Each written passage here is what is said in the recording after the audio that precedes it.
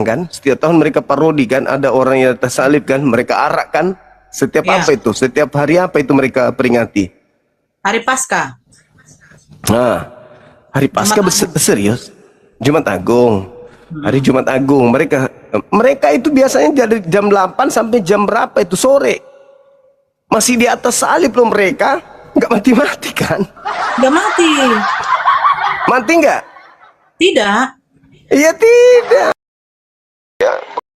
Sahabat Mantep TV sudah like, di subscribe, di share sebanyak mungkin untuk supaya mencegah sahabat-sahabat kita di luar sana tidak terpengaruh terhadap pemurtadan.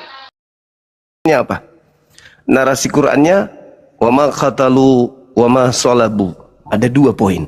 Mereka tidak membunuh, mereka tidak meracun, dan mereka tidak menggantungnya, menyalibnya. Betul? Betul. Jadi terjadi pembunuhan dulu. Mereka tidak membunuh dan mereka tidak menyalib. Artinya dibunuh dan disalib. Lain dibunuh, lain disalib. Lain diracun, lain disalib. Dia mati, betul. Tapi matinya bukan karena disalib. Matinya bukan karena digantung. Tetapi mati dalam keadaan tersalib. Nah itu baru betul. Narsi Quran kok yang mengatakan, wa ma qatalu wa ma salabu walakin syubbiha lahum. Mereka tidak membunuh. Apa pembunuhan yang dilakukan dengan cara apa? Dengan memberikan minum anggur yang dicampurkan dengan bunga karang. Mereka tidak meracuni dan mereka tidak menyalibkan. Artinya ketika Al-Quran mengatakan mereka tidak membunuh, membunuh dengan kategori apa? Apakah dirajam? Apakah disembelih? Atau dia diracun? Nah, ternyata di situ jelas Yohanes 19 diracun. Siapa Begitu dulu, Bang? sudah. Baik. Halo Bang Lepi. Oh, enggak. Oke. Aku silakan open kamera, open mute. Kalau dari Kristen langsung buka kameranya ya. Halo Aldi. Jangan di mute di sini. Di sini bukan mau mendengarkan wejangan, kita mau diskusi. Ya, agama apa Bang Aldi? Protestan. Oke, Protestan.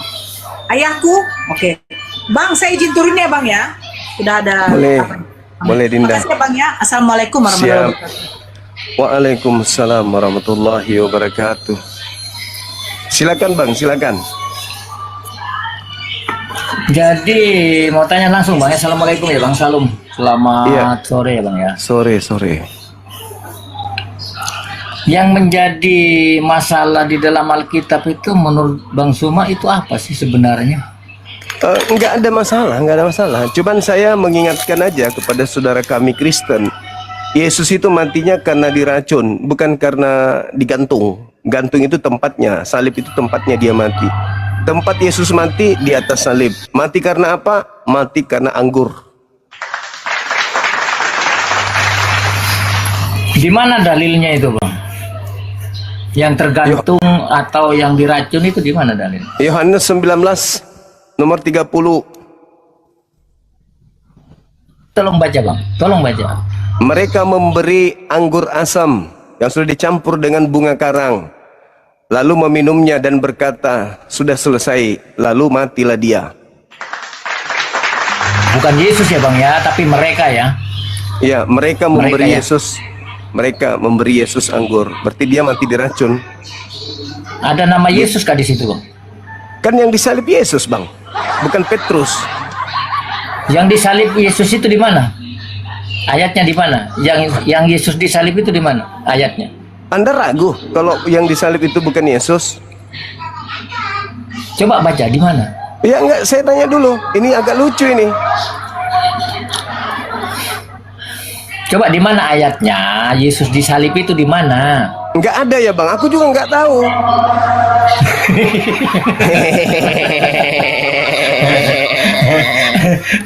tapi karena abang yang membuat narasi seperti itu, Oh, Bang. berarti Gimana berarti sih, yang Bang? kalian peringati mati di salib itu siapa, Bang, rupanya? Mas ternyata ragu, bukan Yesus ya.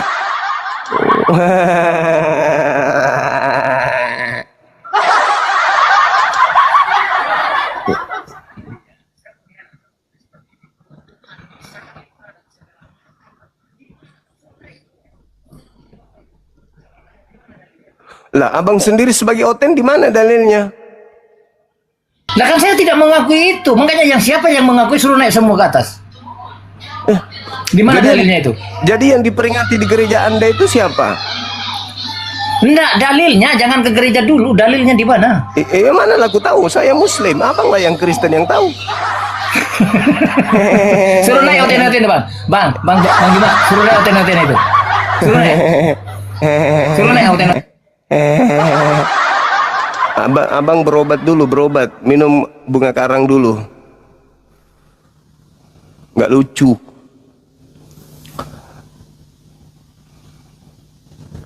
Silakan saudara non Muslim. Belum gila udah kelihatan gila nih.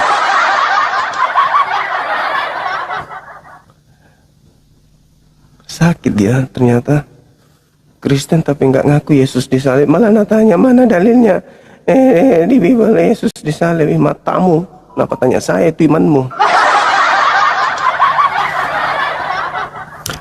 Silakan saudara-saudara non-muslim ajukan permintaan. Saatnya Anda tahu bahwa Anda menyembah manusia yang kemungkinan besar dia itu matinya bukan karena disalib, tapi matinya karena keracunan bunga karang. Selamat sore. Selamat sore, Kak. Iya, sore. Dari mana, Katolik Protestan? Wah, kebetulan nih saya Islam, bukan Katolik. Oh, kebetulan banget. Masya Allah, luar biasa.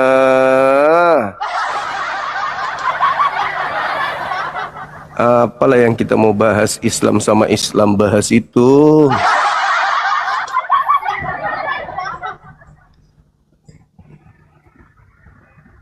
Halo, selamatkan sore. Waalaikumsalam bang, sorry bang, Islam nih. Kebetulan sama kita Islam abangku. Masya Allah, luar biasa. Tidak mungkin kita bahas tentang ini sesama Islam, gak mungkin. Kita kudu mengajak yang lain, yang non Muslim bahas ini abang.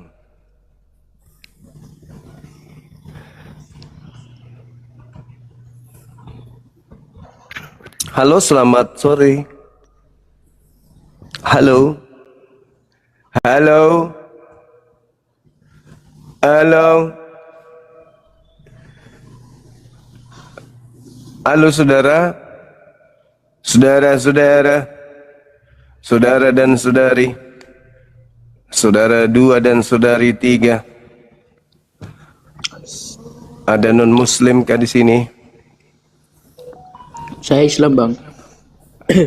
Islam, oke, makasih. Silakan non muslim ajukan permintaan naik.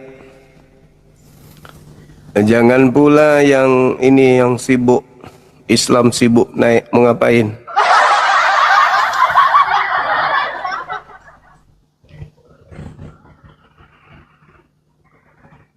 Ini Komal khusus mengajak teman-teman non-muslim kita untuk membahas hal-hal fundamental yang ada di dalam kepercayaan mereka.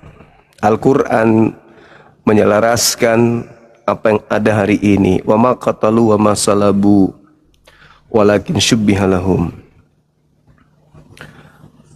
Halo, semangat sore. Halo. Halo, semangat sore.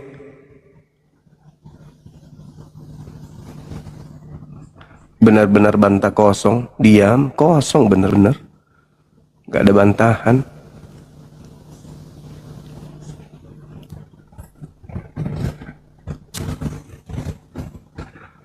Semangat sore. Halo.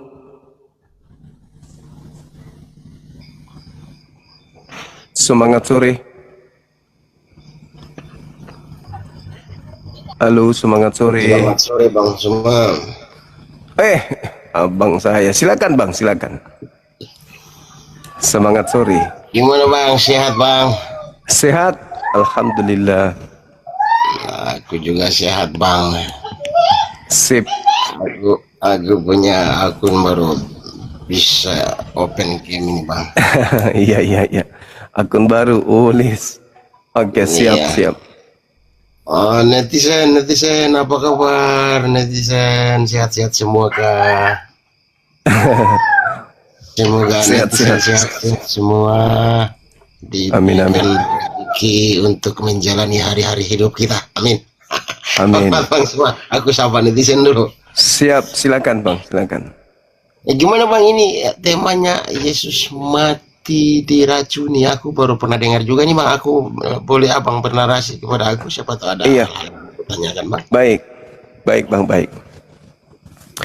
Jadi indikasi ini muncul ketika di Al-Quran saya diterangkan tentang sosok Nabi yang datang ke tengah-tengah kaum Bani Israel sebagai Nabi penutup, sebagai jalan terakhir untuk mereka bertaubat, yaitu ahli kitab.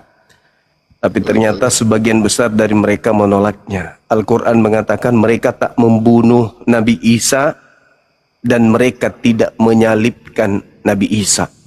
Berarti ada dua tindakan yang terjadi kepada kondisi Nabi tersebut. Pertama membunuhnya, yang kedua menyalibnya. Artinya bisa jadi orang yang sudah mati ini disalib sebagai hinaan, sebagai olok-olokan terhadap yang mereka salibkan, yang mereka bunuh. Mereka tidak ingin membunuh lalu mengubur, tapi mereka ingin memamerkan kehebatan mereka bahwa orang yang bermujizat, bernubuat begitu dahsyat itu menjadi bahan tertawaan kaum mereka. Maka Al-Quran mengatakan wa ma qatalu wa ma salabu. Saya mencari benang merahnya di Bible. Ternyata memang ada keadaan di mana potensi besar itu terjadi. Apa itu? Ternyata Yesus itu minum anggur yang dicampurkan dengan bunga karang. Di saat itu juga mati. Nah, sedangkan hukum alamnya mengatakan bahwa orang yang disalib itu bisa sampai 5 hari, 6 hari, sepekan baru mengalami kematian. Setelah mengalami kondisi-kondisi yang ada di atas salib, seperti pendarahan misalnya, adanya kombinasi shock yang terjadi antara jantung dengan hati, paru-paru, lalu adanya kondisi di mana jaringan yang lain terjadi pendarahan, lalu kelelahan otot, lalu kemudian timbul sesak napas. Itu bisa berhari-hari baru berujung pada kematian. Itu pun kalau tulang kakinya, tulang betisnya itu dipatahkan. Hal ini tidak terjadi pada Yesus. Sama sekali nggak ada. Tidak ada kejang otot, tidak ada kombinasi shock antara jantung, limpa, kemudian hatinya, empeduhnya, ginjalnya. Lalu tidak ada kelelahan otot, lalu tidak terjadi sesak napas, tidak ada pendarahan sama sekali, kecuali ketika ditombak. Nah, itu pun tombak itu memastikan dia masih hidup atau sudah mati. Bukan untuk membunuhnya, tapi untuk sekedar meneliti, mati nggak orang ini. Ditombaklah dia, tidak ada reaksi, oh berarti sudah mati dari tadi. Artinya bahwa ketika dia minum anggur asam ini, disitulah dia hembuskan napas terakhirnya. Dan memang datanya begitu bang. Di Yohanes 19 nomor 30 itu tidak bisa kita rubah dalilnya. Memang begitu keadaan yang ada di situ. Yesus sudah itu, Yesus meminum anggur asam, di mana anggur asam ini dicampur dulu terlebih dahulu dengan bunga karang. Di mana bunga karang itu kita tahu bahwa itu adalah hal yang memiliki zat yang sangat beracun. Dan itu digunakan oleh tentara-tentara Romawi saat-saat dulu untuk menghukum orang-orang yang mereka hukum. Nah, lalu setelah Yesus meminum anggur asam itu, dia mengatakan bahwa sudah selesai. Sudah selesai, maka matilah Yesus. Mati dia. Cuman beberapa saat di atas pohon salib, minum anggur asam. Andai kan dia tidak minum anggur asam, yakin sekali bahwa berhari-hari dia disalib itu. Tapi karena dia dikasih anggur asam, mati duluan, barulah kemudian mayatnya diturunkan. Jadi kondisi analisa saya kepada kejadian ini adalah Yesus itu memang mati di salib. Maksudnya mati di atas tiang salib. Tapi matinya bukan karena ngegantung. Mati bukan karena pendarahan, mati bukan karena kelelahan otot, mati bukan karena dipatahkan tulang, mati bukan karena kesakitan menggantung di tiang salib ini, bukan. Tetapi dia mati oleh karena anggur asam dan matinya di atas salib. Maka disebut mati di salib atau mati di atas salib. Sama mati di ranjang, mati di rumah, mati di kamar, mati di laut, mati di rumah sakit. Sama mati di salib, artinya tempat kematian Yesus di salib. Matinya karena apa? Karena minum anggur asam. Begitu analisa saya, Pak.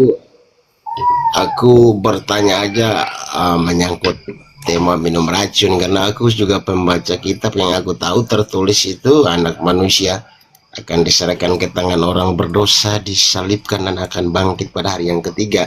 Aku hanya tahu itu sepintas. Aku membaca memang sih ada diberikan itu ya berupa bunga karang itu sih, tapi untuk penyebab pastinya itu aku tidak tahu, atau karena salib atau karena minum itu ya Bang. Jadi aku hanya mengetahui sebatas itu aja. Oke Bang, seperti yang saya sering katakan, saya hanya kesini menimba ilmu, bertanya apa yang saya ingin tahu dari Bang Suma, saya bertanya Bang. Boleh saya bertanya Bang? Aku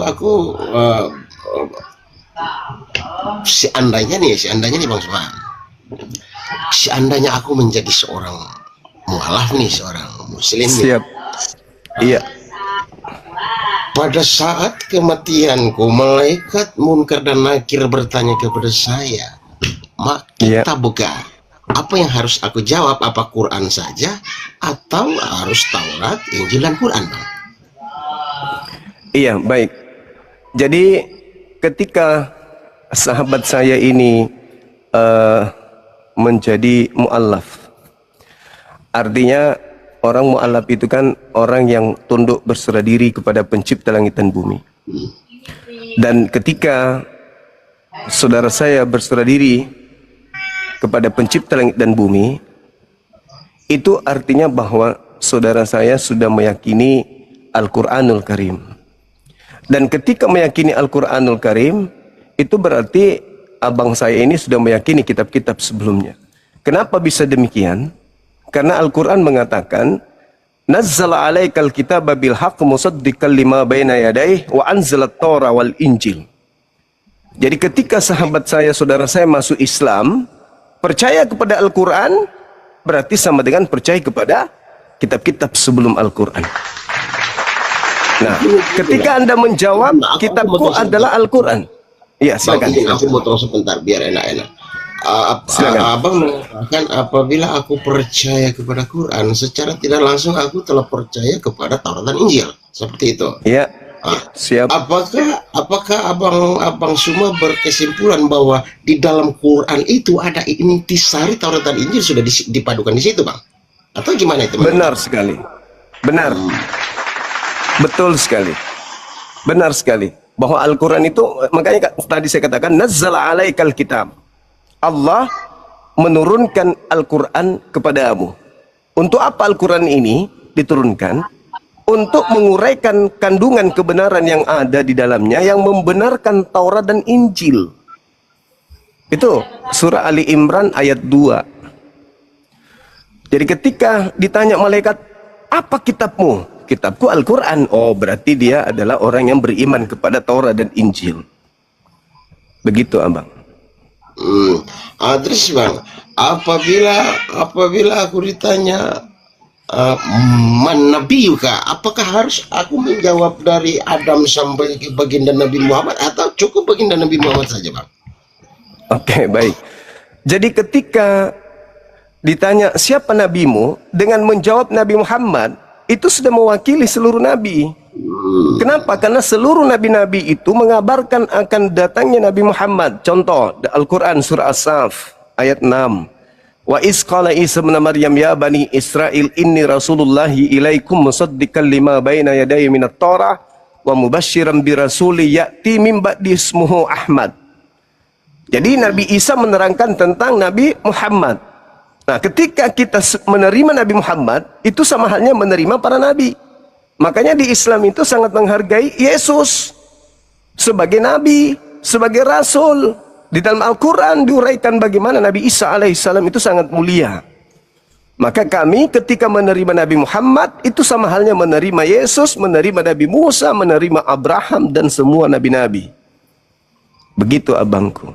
Tapi kalau Bang. mengatakan Makasih, Bang. nabiku, ya silakan. Makasih. Ya, udah cukup, jangan panjang-panjang lah. Aku mungkin satu pertanyaan lagi lah. Aku mau ingin bertanya ya, kolaborasi antara Injil dan Quran ya Pak, Bible dan Qurannya. Di dalam An-Nahl 93 di situ dikatakan Allah menyesatkan umatnya yang dia kehendaki. Sementara di Injil Lukas 17 ayat 1 dan 2 di situ Yesus mengatakan tidak mungkin tidak ada penyesatan, tetapi celakalah orang yang mengadakannya. Lebih baik baginya sebuah batu kilangan dikalungkan di lehernya dan ditenggelamkan ke dasar laut. Pertanyaan saya menyangkut ini Bang, karena saya mendengar bahwa Quran itu membenarkan Taurat dan Injil kan. Aku bertanya di dalam kedua ayat ini Bang, di dalam kedua ayat ada kontradiksi, ya kan? Yang satu di Quran mengatakan bahwa Allah menyesatkan umatnya yang dia kehendaki. Sementara di kitab Bible sendiri Yesus mengatakan tidak mungkin penyesatan, tidak ada, tetapi celakalah orang yang mengadakannya. Itu gimana itu Bang, tanggapan Abang tentang itu, atau saya harus meyakini yang mana Bang? Baik, sebenarnya di situ nggak ada pertentangan antara apa yang dilisankan Yesus dengan apa yang ada di dalam Al-Quran. Itu satu arahan. Jadi gini, Al-Quran saya surah Al-A'raf menerangkan begini, ya Bani Adam, wahai seluruh manusia keturunan Adam, la yaftinannakumus syaitan, janganlah sampai engkau tertipu oleh godaan setan. Ini peringatan di awal. Peringatan di awal. Jangan kau tertipu. Kama akhraja abawaikum minal jannah, sebagaimana iblis telah menyesatkan kedua orang tuamu Adam dan Hawa dari taman Eden, dari surga. Jangan sampai kau disesatkan, jangan sampai kau tertipu. Ini diperingati, manusia diperingati oleh Tuhan. Nah, lalu kemudian diterangkan di ayat lain, wa qulil haqqu mir rabbikum, semua kebenaran sudah Tuhan torehkan di atas muka bumi. Barang siapa yang mau beriman, silakan beriman. Barang siapa yang mau kufur, ingkar, silakan ingkar. Silakan ingkar. Nah, yang ingkar inilah yang Allah katakan, farikan hada wa farikan hakka alaihimud dalalah. Manusia itu terbagi menjadi dua kelompok. Ada yang menerima petunjuk, ada juga yang tidak menerima petunjuk. Nah, yang tidak menerima petunjuk inilah yang Allah katakan, farikan hakka alaihimud dalalah. Mereka yang tidak mau menerima petunjuk itulah yang memang sudah pantas untuk sesat. Maka yang sudah pantas untuk sesat itulah yang disesatkan. Yang sudah pantas sesat itulah yang disesatkan. Makanya Allah menyesatkan orang-orang yang dikehendaki. Siapa yang dikehendaki oleh Allah untuk disesatkan oleh Allah adalah mereka yang telah datang kebenaran kepadanya tapi menolaknya. Maka Allah membiarkan mereka hidup dalam kesesatan. Nah, sekiranya Tuhan itu memilih, aku mau sesatkan si fulan, meskipun dia dapat kebenaran, enggak, aku mau takdirkan dia, itu salah. Tapi Allah mengatakan apa? Ya Bani Adam, wahai seluruh keturunan Adam. Berarti kita semuanya, entah itu Islam, entah itu Kristen, Hindu, Buddha, seluruhnya diseru. Makanya Al-Quran itu diperintahkan untuk sampaikan kepada seluruh umat manusia, supaya mereka tahu, mereka sadar bahwa Tuhan langit bumi sudah mengajarkannya melalui Al-Quran kepada mereka. Untuk mereka menyadari, ini loh kebenaran, ini loh kesesatan. Barang siapa yang memilih kesesatan, pantas untuk sesat. Barang siapa yang memilih kebenaran, maka pantas untuk beriman. Maka dikatakan dalam Al-Quran, ya Bani Adam, wahai seluruh keturunan Adam, kebenaran telah datang kepadamu. Yang mau menerima kebenaran itu silakan, yang tidak mau menerimanya juga silakan. La ikraha fiddin, tak ada paksaan. Makanya manusia diberi kehendak bebas. Kita bebas. Kayak sekarang abangku Ulis ini, mau memilih menjadi Kristen, jadi Kristen. Tidak ada kemudian tendensi atau ada yang memaksa, tidak boleh Kristen. Mau memilih Islam, boleh. Hari ini juga masuk Islam, tidak ada yang larang. Maka jadi Islam. Jadi kita ditentukan, selama tidaknya menentukan itu kita. Tapi kalau kita memilih sesat, Allah biarkan mereka sesat. Nah, ketika orang itu sesat, Bang, apakah ada yang menyesatkan? Ada. Orang yang menyesatkan inilah yang Yesus kecam tadi. Sekiranya mungkin orang ini janganlah hidup, karena dia menyesatkan orang lain, sehingga orang lain juga ikut tersesat. Begitu, abangku. Jadi kita dikasih pilihan. Kebenaran sudah ditorehkan. Sama seperti kami umat Islam. Kami baca Bible. Di dalam Bible itu keselamatan itu apa intinya? Setelah kita baca Bible ini, inti keselamatan itu cuma satu. Apa itu? Percaya kepada Yesus yang mulia. Cuma itu doang. Bukan karena salib, bukan karena tebus dosa, enggak. Tapi percaya kepada Yesus. Ketika kita percaya kepada Yesus, maka kita susun A sampai Z. Apa saja yang mau dipercaya dari Yesus. Sumber kepercayaan kita terhadap Yesus itu adalah ucapan Yesus tentang dirinya. Siapa Yesus menurut Yesus, itulah yang kita percaya. Ada 2 poin di situ yang saya temukan sebagai penggiat Bible. Yang pertama, kesaksian Yesus terhadap muridnya. Yang kedua, kesaksian Yesus tentang dirinya. Apa kesaksian Yesus tentang murid-muridnya? Orang-orang selamat di antara murid-muridnya. Yohanes 17:8. Segala firman yang engkau berikan kepada aku telah aku sampaikan kepada mereka. Mereka telah menerimanya. Wow. Lalu bertanya kita, apa endingnya? Apa reaksi muridnya? Mereka telah menerimanya dan mereka percaya. Aduh, muridnya percaya. Bahwa apa? Bahwa apa? Bahwa engkaulah yang telah mengutus aku.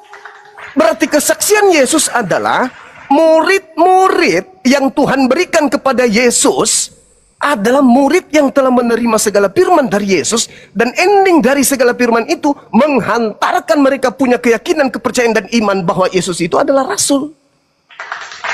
Itu murid Yesus. Itu murid Yesus.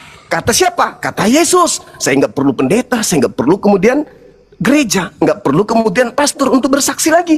Saya lebih kepada kesaksian Yesus. Itu pertama. Yang kedua, siapa Yesus menurut Yesus?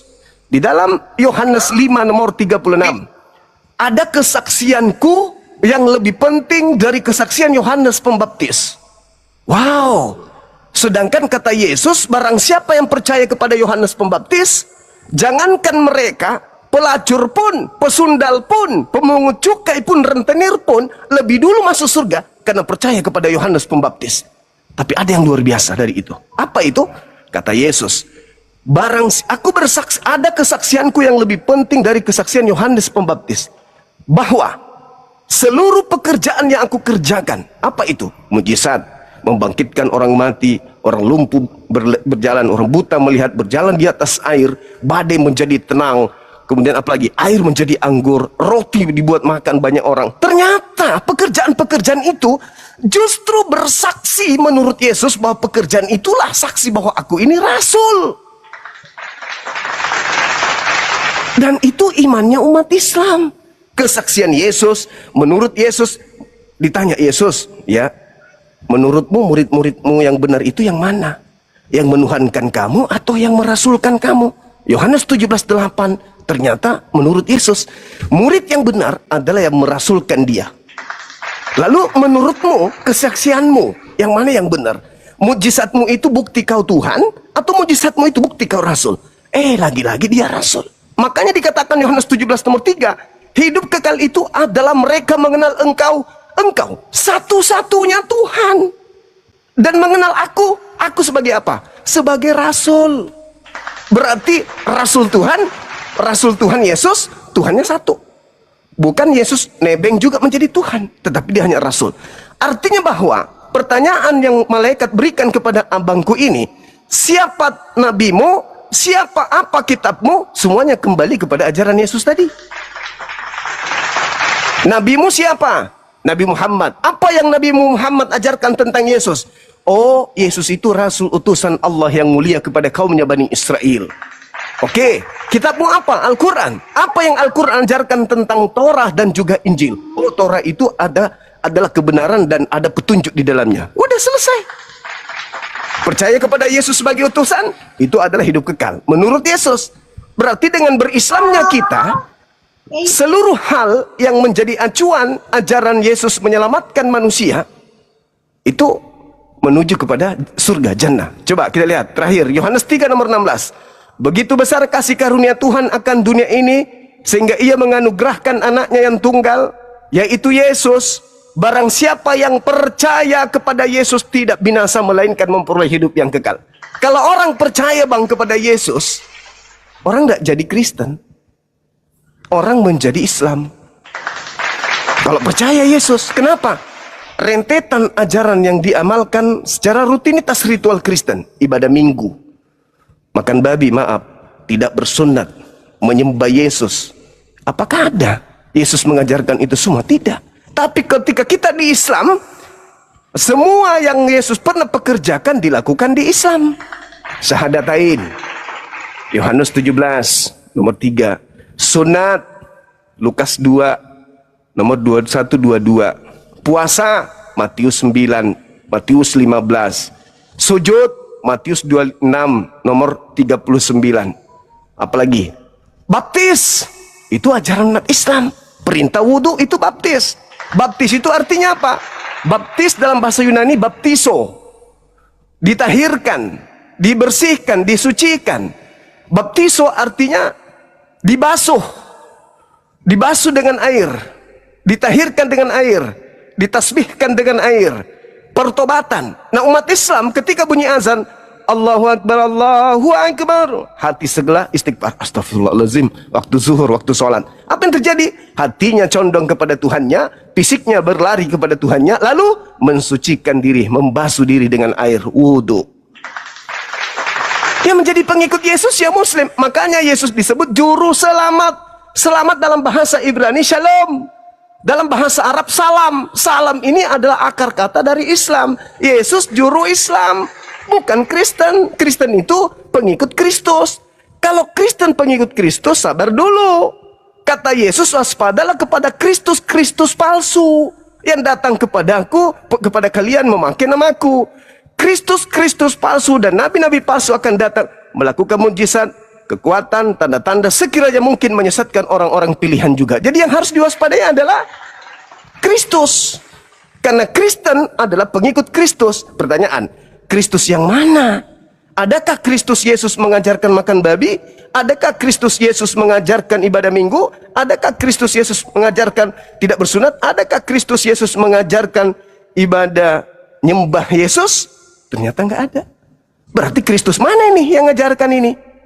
Pantas aja Yesus mengatakan pada hari terakhir nanti banyak orang berseru kepadaku, Tuhan, Tuhan, Tuhan, bukankah kami bernubuat mengusir setan, bermujizat pakai namamu? Kata Yesus, pada saat itulah aku Yesus akan berterus terang kepada mereka, enyahlah daripadaku, engkau semua adalah pembuat kejahatan, aku tidak mengenal kalian. Permasalahannya sekarang di sini adalah, apakah Islam terindikasi masuk dalam kelompok yang dikatakan pembuat kejahatan? Tidak. Islam tidak bernubuat mengusir setan, bermujizat. Nah, pertanyaan baliknya, apakah Kristen masuk dalam kandidat itu? Masuk. Orang yang memperhatikan keselamatan kehidupan kekalnya tidak akan mungkin mau masuk dalam kandidat yang akan diusir Yesus. Pasti keluar.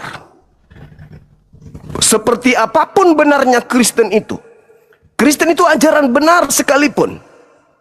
Tetapi kalau ada indikasi diusir Yesus, mending keluar di tempat yang mendudukkan Yesus sebagai manusia mulia daripada di situ. Karena Yesus mengatakan dalam Yohanes 16, ketika roh kebenaran itu datang, maka dia akan memuliakan aku. Di Islam, kalau kita kaji kitab suci Al-Quran, terkait materi-materi pembahasan tentang seorang nabi yang lahir tanpa ayah dari perawan di tengah-tengah Bani Israel, kami menyebutnya Nabi Isa. Saudara kami Kristen menyebutnya Yesus. Tidak ada satu simpul di dalam Al-Quran yang menghinakan beliau, melainkan memuliakan beliau. Mulai dari dia beliau lahir, sampai beliau wafat, meninggal dunia, sampai kiamat dan seterusnya. Nah, satu hal, ketika kitabnya Yahudi sebagai tuan rumah, di TKP terjadi tentang Yesus lahir, Yesus di sana, dianiaya Yesus di sana. Muncul sebuah kitab bernama Talmud, di mana Talmud ini menuduh Yesus sebagai anak zina, menuduh ibunya berzina dengan seorang tentara bernama Pentera, tentara Romawi. Sayangnya 4 kitab Injil kanonik dan 13 surat Paulus ditambah 1 surat Ibrani, kisah para rasul dan juga Petrus 1, 2 Petrus dan seterusnya, tidak satu pun di antara kitab ini yang melakukan pembersihan nama Yesus terhadap tuduhan tuan rumah. Tapi Al-Quran datang setelah berabad-abad kemudian menganulir, menolak, dan membersihkan semua pitnahan-pitnahan Talmud terhadap Yesus. Ketika ia datang, dia akan memuliakan aku. Berarti orang ini tadinya pernah tidak dimuliakan, pernah dihinakan. Siapa yang memuliakan? Al-Quranul Karim. Ketika ditanya oleh orang-orang Yahudi, wahai Maria, wahai Maryam, kamu ini keturunan Harun, kau saudara Harun. Harun itu imam, dia orang suci di kalangan Bani Israel. Kenapa engkau hamil? Kenapa engkau berzina? Apa kata Maryam? Tanyakan kepada anakku, jawabannya ada sama dia. Al-Quran membela Nabi Isa, Al-Quran membela Yesus. Apa kata bayi ini? Inni Abdullah atani al-kitaba wa ja'alani nabiyan. Wahai engkau penuduh ibuku yang mengarang kitab Talmud, ibuku bukan seorang pesina, dia orang mulia. Aku ini lahir bukan karena laki-laki, bukan karena ibuku berzina, tetapi aku lahir dari kalimat Tuhanku, dari kalimatuhu, dari firman yang langsung dari mulut Tuhanku. Aku ada di muka bumi menjadi hamba, menjadi bukti kebesaran Tuhanku kepada kalian Bani Israel, sebagai bertanda aku diberi ketetapan Injil dan aku adalah nabi untuk kalian. Seketika itu Al-Quran memuliakan Yesus. Bahwa tuduhan orang Yahudi, di mana orang Yahudi sampai hari ini tidak pernah kemudian memandang Kristen itu sebagai sekte yang betul di dalam kaidah keagamaan. Tidak pernah memandang Yesus sebagai tokoh mulia, tidak pernah memandang Yesus sebagai Mesias atau Nabi. Mereka selalu memandang Yesus itu sampah. Sampai detik ini Al-Quran datang memurnikan itu semua, bahwa yang kalian fitnahkan terhadap Nabiullah Yesus alaihi salam itu semuanya tidak benar. Dia adalah Nabi Tuhan, Rasul Tuhan, utusan Tuhan yang datang kepada kalian. Tapi karena kalian sombong, kalian menolaknya, bahkan mencoba untuk melakukan pembunuhan terhadap dirinya. Saya kira begitu abangku. Silakan. Cuma makasih seperti aku katakan kepada Bang Suma, aku tidak punya kapasitas untuk membantah Bang Suma, karena apabila Bang Suma menyampaikan itu, menyampaikan segala sesuatu yang terucap dari lidahnya Bang Suma itu disertai dengan hidayah atau kebenaran. Apabila saya membantah itu ada konsekuensi yang harus saya tanggung. Jadi saya tidak pernah membantah apapun yang Bang Suma narasikan. Satu hal yang saya tahu, setiap ucapan yang keluar dari lidah manusia itu jika mengandung kebenaran, orang itu akan dibenarkan juga. Tetapi apabila ucapan yang terucap dari lidah manusia tidak mengandung kebenaran, maka akan ada konsekuensi juga. Jadi aku tidak terlalu untuk mau membantah atau apa. Aku mencari ilmu, bersahabat dengan Bang Suma, sekalipun orang mengatakan Bang Suma itu orangnya begini, tapi saya sangat bangga dan saya sangat salut bisa berhadapan berbicara sama Bang Suma. Salah satu orang yang membuat saya mempunyai motivasi tinggi untuk belajar Bible, belajar Quran adalah salah satunya adalah Bang Suma ini. Karena saya mendengar Bang Suma hanyalah seorang satpam, tetapi saya melihat kok orang seperti ini kok kecerdasannya luar biasa. Dari hal-hal itulah saya orang yang sangat favorit sama Bang Suma. Orang seperti ini kok kenapa kecerdasannya seperti itu? Aku bertanya di sini, larinya ke sini, aku bertanya ke sini, sampai bingung aku mau bertanya yang mana. Padahal banyak sekali aku sudah rancang untuk bertanya ke Bang Suma. Iya. Allahu Akbar. Untuk penonton sedikit saya merangkai kata-kata. Apabila jari-jari tangan kita menaiping menyakiti hati orang, lebih baik tangan kita disedekahkan untuk buaya daripada jari-jari tanganmu bertaiping menyakiti hati sesamamu. Adalah sama-sama pencipta Tuhan kita. Demikian Bang Suma, mungkin kita sampai di sini dulu. Aku cukup 2 pertanyaan. Baik Bang, baik. Satu hal yang saya abangku. Cuma aku sangat kagum sama Bang Suma. Selamat malam. Aku pun Bang Suma, Bang Suma sehat-sehat selalu. Semoga jalan dakwah Bang Suma selalu diberikan jalan yang seluas-luasnya. Makasih Bang Suma. Salam hormat dari saya Bang. Selalu. Sama saya juga hormat sama Abang. Makasih. Oke Bang. Masya Allah, luar biasa. Saudara-saudara sekalian dimanapun berada, kalau abang kita, Abang Ulis ini menjadi contoh, menjadi panutan dari teman-teman kita Kristen, maka akan terjadi damai sejahtera. Kenapa saya katakan menjadi damai sejahtera? Kondisinya gini, Bang Suma buka komal, saudara kita Bang Ulis ya, Bang Ulis datang ke kita bertanya.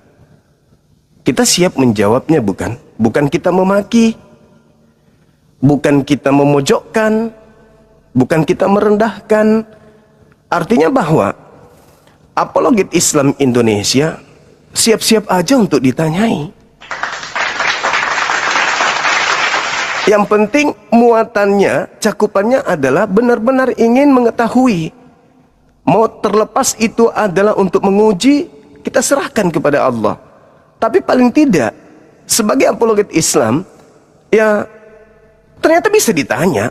Ternyata apologet Islam itu bisa menjadi sumber ilmu, sumber informasi, bukan berdebat dalam arti kata seperti yang terjadi, naik, ngamuk, maki, menghina pribadi, menghina kemudian maskernya dan seterusnya. Ternyata bisa. Ini contoh yang baik. Kenapa saudara-saudara kita Kristen tidak mencontoh Bang Ulis? Ayo, kenapa kalian tidak mencontoh beliau? Biar kalian terpuaskan. Bertanya Bible, kita sajikan Bible-nya. Bertanya Quran, insya Allah kita sajikan Qurannya. Cuman kalau Quran itu ya cakupannya luas. Cakupannya sangat luas. Al-Quran itu. Saya sangat berhati-hati ketika memberikan jawaban tentang Quran. Karena Al-Quran ilmunya itu ilmu baku. Tafsirnya pun tafsir baku. Nggak boleh asal-asal Quran itu. Kita dapat tegur nanti dari guru-guru kita kalau kita salah kemudian menarasikan ayat suci Quran. Tapi kalau Bible itu adalah intisari dari terjemahan yang ketika dimungkinkan manusia Indonesia belum paham, maka Lembaga Bible Indonesia akan mengambil tindakan untuk memahamkan dengan cara merevisi untuk mendekati pemahaman orang-orang Kristen. Jadi tidak sulit bagi Bang Suma untuk memberikan pemahaman tentang Bible. Kenapa? Karena itu intisari pengetahuan para penerjemah terhadap cakupan yang ada di dalamnya. Seperti yang tadi, Yohanes 19 nomor 30. Nggak ada yang dipelintir di situ. Yesus kemudian diceritakan di sana. Dan ceritanya di sana, Yesus diberi anggur asam. Lalu kata Yesus sudah selesai.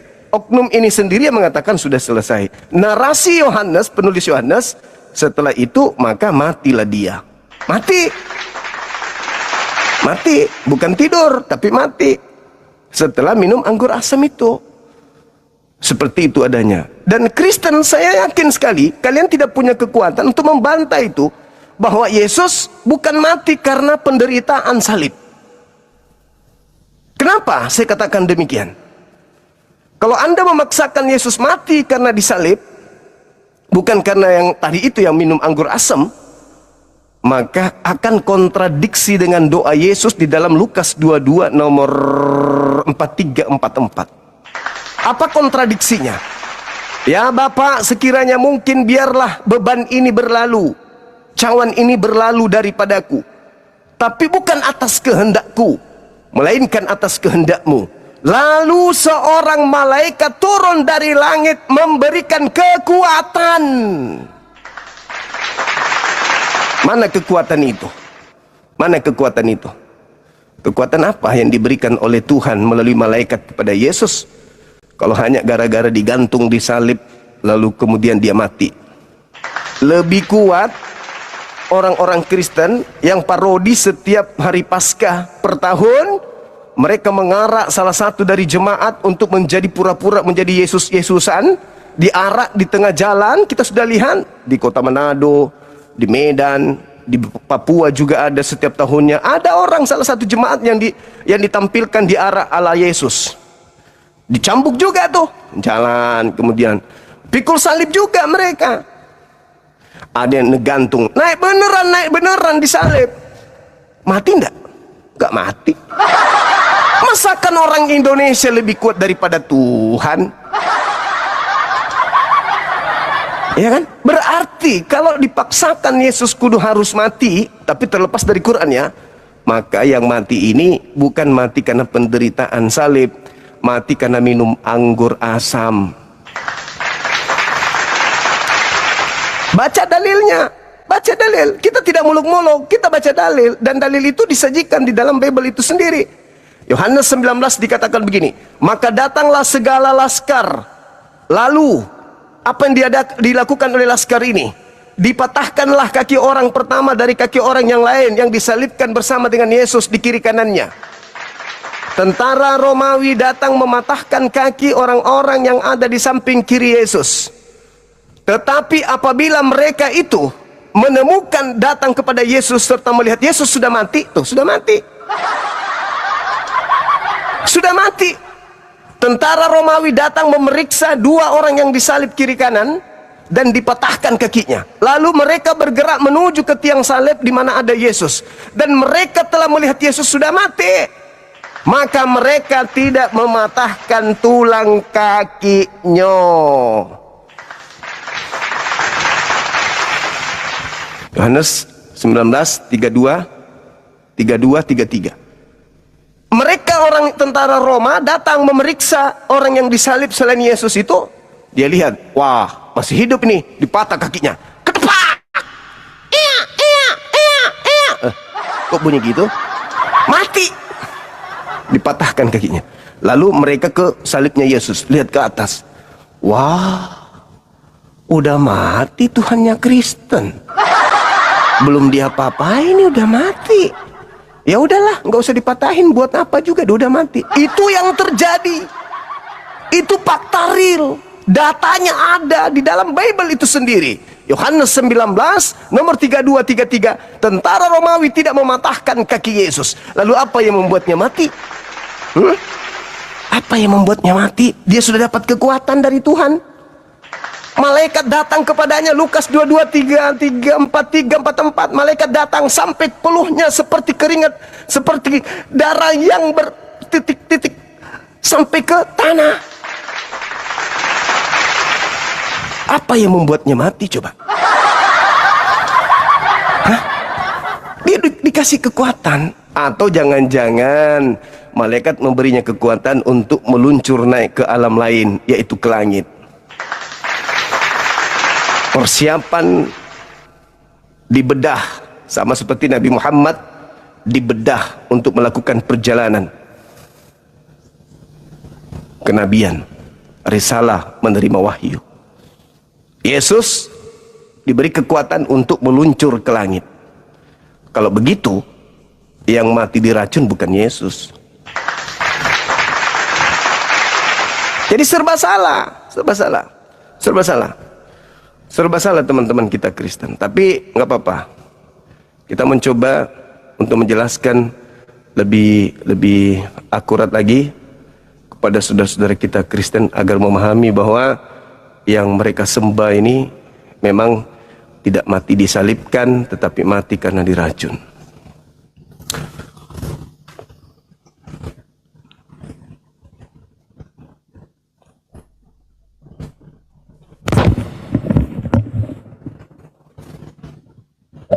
Iya, selamat sore Juma Penghujat. Gimana kabarnya, Bro? Sehat? Halo, selamat sore. Iya, selamat sore Juma. Gimana kabarnya? Sehat? Iya, baik, sehat. Silakan buka kameranya. Kenapa kalian ini sekarang buka-buka kamera? Kenapa nggak lebih suka cari wajah Muhammad gitu loh? Kok jadi wajah Oten yang kalian cari? Yesus mati diracun. Aduh, mah. Kamu udah baca Al-Haqqo? Allah mengajab Nabi Muhammad, Juma. Coba baca Al-Haqqo 44 sampai 47. Baca. Apa yang jadi baca? Baca Coba. kameranya, baca Dok. ayatnya, buka kamera, buka Baca kamera, kameranya. Kau langsung grogi, relax aja kenapa? baca Jangan langsung ayatnya, grogi lah. buka kameranya, baca ayatnya. Enggak, baca aja Silakan. Al-Haqqo. Saya pastikan, saya pertanggungjawabkan, nabimu diajak oleh Allah. Lihat Matamu. Al-Haq itu sekiranya Nabi Muhammad mengada-ngadakan tentang kami, tapi Al-Haq juga yang menjelaskan sesungguhnya yang disampaikannya itu adalah wahyu dariku. Kau sambung-sambungkan dengan hadits yang ketika dia mati karena merasakan apa yang dirasakan ketika dihebarkan. Kau itu cuma belajar di Google, belajar di link. Yang pastinya Yesus itu mati sebelum dia disalib berhari-hari. Dia baru berapa ya 1 jam kah atau 30 menit. Begitu minum racun, tidak sampai berapa waktu menit saja mati dia.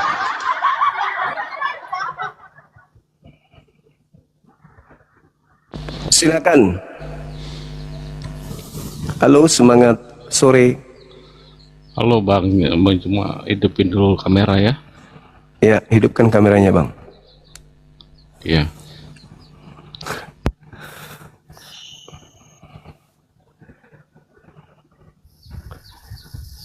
Iya, silakan, Bang, silakan. Yesus mati karena diracun anggur asam. Iya. Silakan. Saya ingin menyampaikan kepada teman ya. Kalau kalian mau naik di sini ya naik ya, ikutin aturan dari Bang Juma ya, sebagai otoritas tertinggi di sini adalah membuat aturan. Kalau nggak mau tampil wajah ya pakai masker seperti saya. Ya, betul. Betul, Abang. Iya, Bang Juma. Siap. Lalu saya juga ingin menyampaikan kepada teman-teman saya umat Kristen, kalian jangan tersinggung apa yang dikatakan Bang Juma. Terlebih Bang Juma ini menyampaikan itu ada dalilnya, bukan sekedar ngomong. Ya. Betul, Abangku. Jangan tersinggung. Memang sudah jelas di Alkitab dikatakan Tuhan Yesus itu mati di kayu salib, bukan mati karena disalib. Mati di kayu salib. Kalian paham nggak artinya? Betul. Benar. Tidak ada di Alkitab dikatakan Tuhan Yesus mati karena disalib. Nggak ada. benar. Ada mati di kayu salib. Ah, betul sekali. Awe, mantap. Lalu teman-temanku umat Kristen yang seiman denganku, ada tertulis, diberkatilah orang yang merenungkan firman Tuhan siang dan malam. Nah, ini terbukti loh. Saya kasih tahu ya, Tuhan orang Islam dengan Tuhan kita itu sama. Kita diciptakan oleh Tuhan yang sama. Ya, betul. Ya. Tuhan Yesus tidak datang ke dunia ini untuk membawa agama, tetapi betul. untuk semua manusia yang ada di dunia. Ya. Lalu saya sampaikan, pahami coba perkataan Tuhan. Diberkatilah orang yang merenungkan firman Tuhan siang dan malam. Diberkatilah orang yang merenungkan firman Tuhan siang dan malam. Makanya jangan heran kalau kalian melihat Bang Juma ini salah satu orang yang diberkati oleh Tuhan. Mantap. Karena Bang Juma ini mau merenungkan firman Tuhan siang dan malam. Sedangkan kita yang mengaku sebagai anak Tuhan, yang mengaku sebagai hamba Tuhan, ya, kita cuman bahas firman Tuhan, bahas doang, tapi nggak mau merenung. Ini serius loh. Firman Tuhan itu jangan cuman dibahas, bukan cuman dibahas tadi nih, malah lihat apologet Kristen saling mendebatkan ya, bidat membidatkan saudara seiman, perang ayat-ayat Alkitab. Padahal sudah jelas ya, diberkatilah orang yang merenungkan firman Tuhan siang dan malam. Kalian tuh merenung ya, karena firman Tuhan itu jangan cuma dibaca, apalagi dijadikan jadikan media untuk debat kusir, saling membidat-bidatkan saudara seiman. Itu sesat. Tetapi lihatlah Bang Juma yang mau merenungkan firman Tuhan ya, justru beliau ini diberkati oleh Tuhan. Lihat kehidupannya, ada peningkatan karena diberkati oleh Tuhan. Ya, halo, Koko. Lihat orang-orang yang di TikTok yang bahas firman Tuhan. Lihat, bahas saja, bahas ya. Bahkan di dalam membawakan firman Tuhan hanya 30% loh. Saya katakan ya, saya sudah mengamati itu. Hanya 30% membahas firman Tuhan. 70%-nya adalah membahas tentang dirinya, kesombongannya. Saudara-saudaraku, saya tadi baru pulang mendoakan jemaat saya yang lagi sakit, puji Tuhan sembuh. Saya membaptis orang, itu nggak perlu dibahas kesombongan, cukup bahas firman Tuhan. Ini adalah fakta ya, teman-teman. Lalu kembali ke statement tadi Bang Juma katakan bahwa Yesus tadi mati karena diracun. Sekali lagi saya katakan, jangan tersinggung. Memang jelas ayatnya, tetapi ya waktu di kayu salib meninggal, mati di kayu salib. Ya sekali lagi artinya itu memang bukan karena disalib. Kita pakailah logika, mau tangan dipaku kayak mau kaki dipaku, nggak mungkin mati. Iya. Pasti ada sebab penyebabnya. Iya. Ada latar belakang yang membuatnya bisa mati. Kalau cuma dipaku doang, benar kata Bang Juma, bisa berhari-hari nunggu kelaparan baru mati, kan begitu Bang Juma ya? Iya, betul. Tapi baru berapa jam meninggal, itu pasti ada sesuatu. Nggak mungkin orang cuma dipaku tangannya, dipaku kakinya, hitungan jam meninggal, enggak. Ya butuh waktu berhari-hari. Jadi apa yang dikatakan Bang Juma ini jangan tersinggung. Yang penting begini loh saudara-saudaraku. Yang penting Tuhan Yesus saat mati, dia mengalahkan kerajaan maut, bangkit pada hari ketiga. Itu yang paling penting ya. Jadi keimanan kita ya sila kita pertahankan ya. Tentang hikmat yang didapat oleh Bang Juma, kita hargai begitu. Halo. Iya. Halo Ibu Kristus. Ya, maaf. Bisa buka kamera Ibu. Nggak lama saja mau bertanya, kan sudah buka kamera kemarin. Saya cuma mau bertanya sedikit, dua pertanyaan saja, bukan mau berdebat ini. Saya cuma mau bertanya, Bang Ulis itu sebenarnya dia dari Kristen atau Islam? Kristen Ibu, beliau Kristen.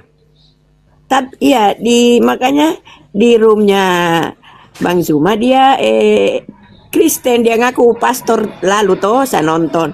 Terus saya ikuti di koma lain dia Islam pakai songkok, makanya saya heran, makanya saya komen tadi.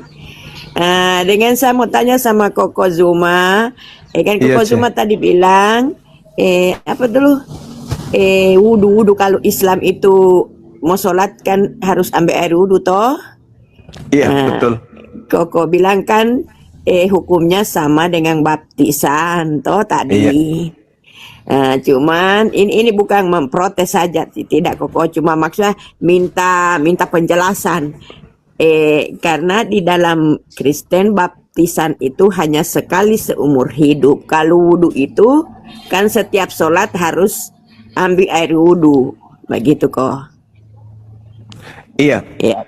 Jadi Yesus mengatakan begini di dalam Yohanes 14:12.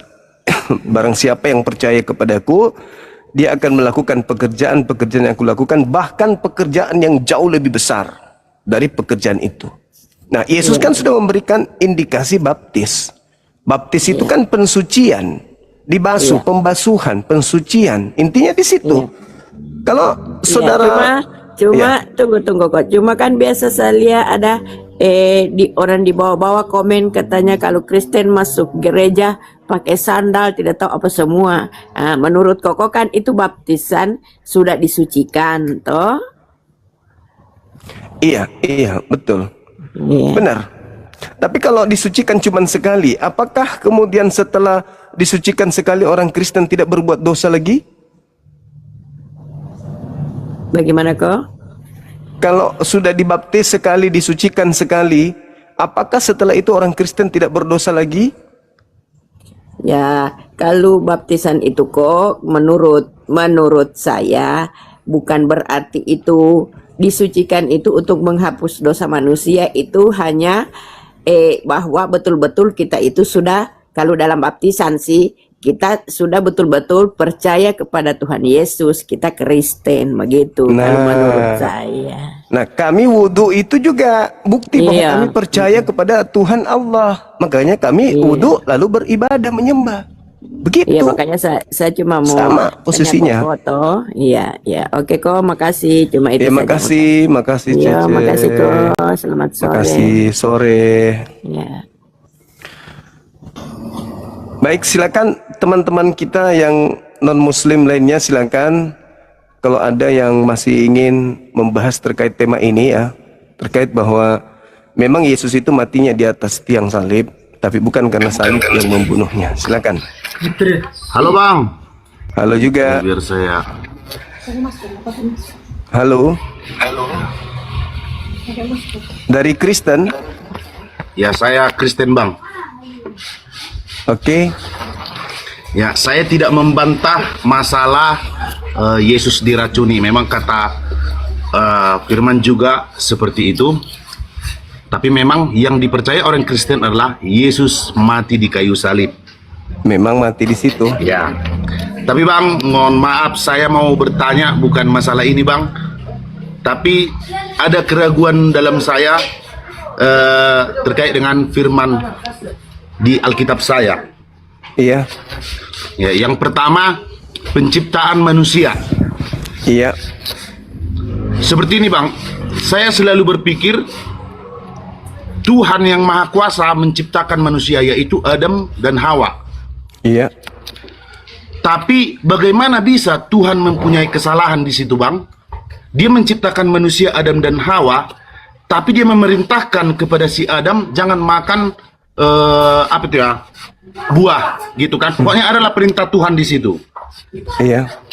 Tapi bagaimana bisa ciptaan Tuhan sendiri tidak bisa mengikuti apa yang Tuhan katakan kepada dia? Sementara Tuhan bisa kita tahu ini logika saya Bang ya, mohon maaf. Ini Iya. mungkin belum sempurna cara berpikir saya, makanya saya minta pengarahan gitu. Tuhan sang pencipta yang paling berkuasa gitu, yang menciptakan manusia, tapi bisa juga mempunyai kesalahan gitu Bang. Nah itu yang saya mohon Abang juga ya kalau Iya. boleh bisa memberikan masukan bagi saya Bang. Baik. Jadi ini materi yang sering saya sajikan juga di dialog lintas agama. Jadi gini Bang, Iya Bang. ketika dikatakan Tuhan itu melakukan kesalahan, ya berdasarkan Bible itu tidak disalahkan karena memang terurai di situ. Sampai-sampai Tuhan mengutuk jadinya kan. Padahal dia yang bikin aturan, jangan kau Ya. makan buah pengetahuan baik dan jahat. Bagaimana bisa dia tahu ini baik, ini jahat kalau dia belum tahu? Dia kan Adam belum tahu mana baik, mana jahat. Lalu dikasih perintah, jangan kau mendekati apalagi memakannya. Sama seperti seorang bayi ditanya, jangan kau makan ini ya. Bagaimana dia tahu? Lah orang bayi nggak ngerti apa-apa. Dikasih perintah, ia dilanggar. Karena dia memang belum tahu mana baik dan mana yang jahat. Lalu setelah dia makan itu barulah dia ngerti, oh ini yang baik, ini yang jahat. Lalu baru dia tahu kalau dirinya telanjang. Lalu anehnya kenapa dihukum? Sampai keturunannya dikutuk semua. Ya. Padahal keturunannya belum lahir ke bumi. Kenapa dia jadi dikutuk juga? Sebagaimana yang dikatakan Paulus dalam Roma 5:12, oleh karena Adam dosa menjalar sampai ke bumi kepada seluruh manusia. Maka lebih rasional yang terurai dalam Al-Quran. Ketika Tuhan memberi perintah kepada Nabi Adam alaihissalam, Nabi Adam alaihissalam itu lupa. Al-Quran surat Taha ayat 115. Di situ dikatakan bahwa walaqad ahidna ila Adam min qablu fanasiya walam najidalahu azma. Jadi ketika dikatakan Adam dikasih perintah, Adam lupa, lalai. Nah sekarang ada nggak hukuman bagi orang yang lupa? Kan nggak ada hukuman bagi orang yang lupa. Maka Adam tidak dihukum, keturunannya tidak dihukum. Itu yang lebih rasional. Lagian juga ketika Adam lupa, wajar. Karena memang dia belum sempurna, dalam arti kata pengetahuan baik jahatnya itu belum sempurna. Wajar kalau dia lupa. Nah kedua, Adam di dalam Al-Quran itu bertobat. Fatalaqqa Adamu min rabbih kalimatin fataba alaihi innahu huwat tawwabur rahim. Karena Allah itu Maha Pengampun, Maha Penerima tobat. Ketika Adam jatuh, Adam kemudian bertobat. Setelah Adam bertobat, lalu kemudian beliau diterima tobatnya. Selesai. Tidak ada lagi keturunannya yang berdosa karena itu. Nah, timpangnya di Bible, Bang, adalah ini timpangnya, mohon diperhatikan. Adam digoda oleh iblis. Ya. Jatuh Adam. Akibat jatuh, iblis tepuk tangan, bukan? Keturunannya Adam kemudian mewarisi dosa. Iblis tepuk tangan.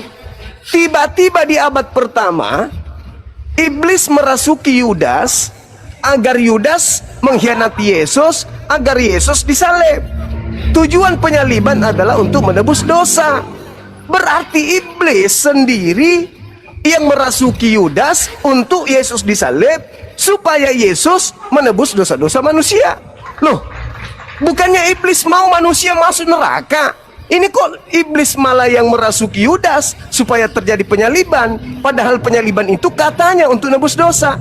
Berarti iblis mau orang Kristen masuk ke surga.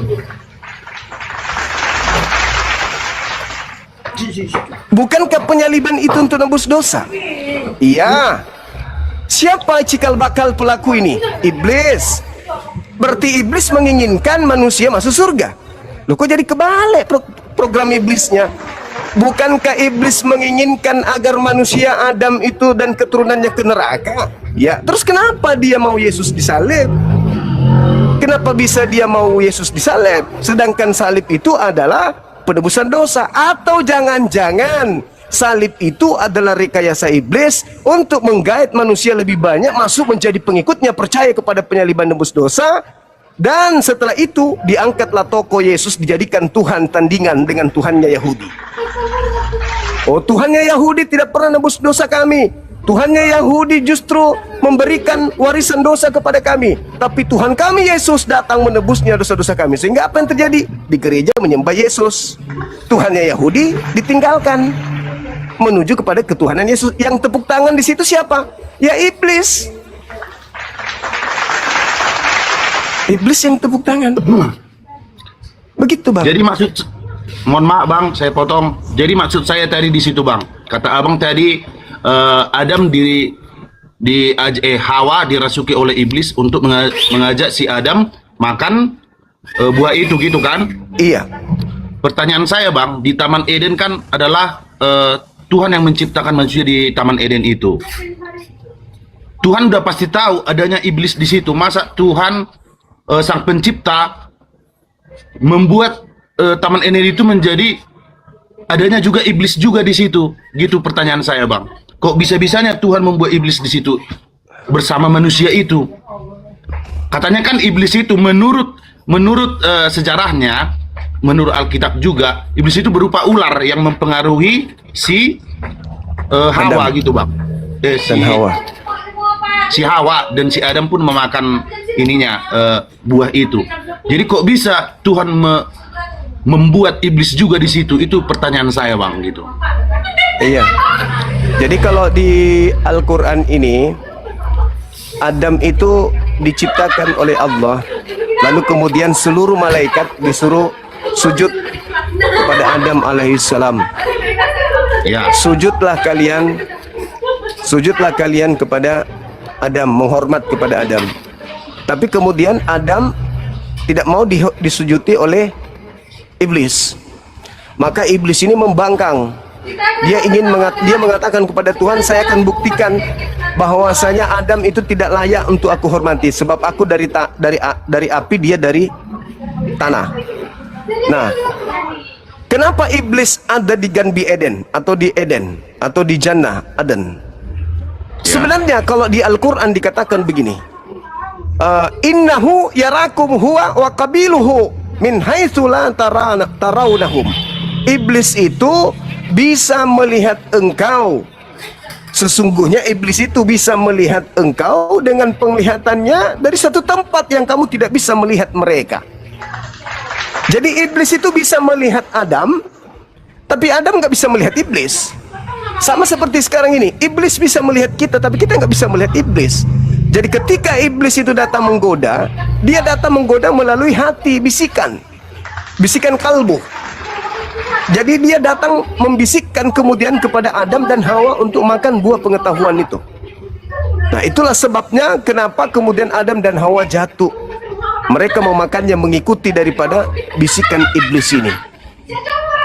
Jadi kalau dikatakan kenapa Tuhan menciptakan iblis, iblis lebih dulu.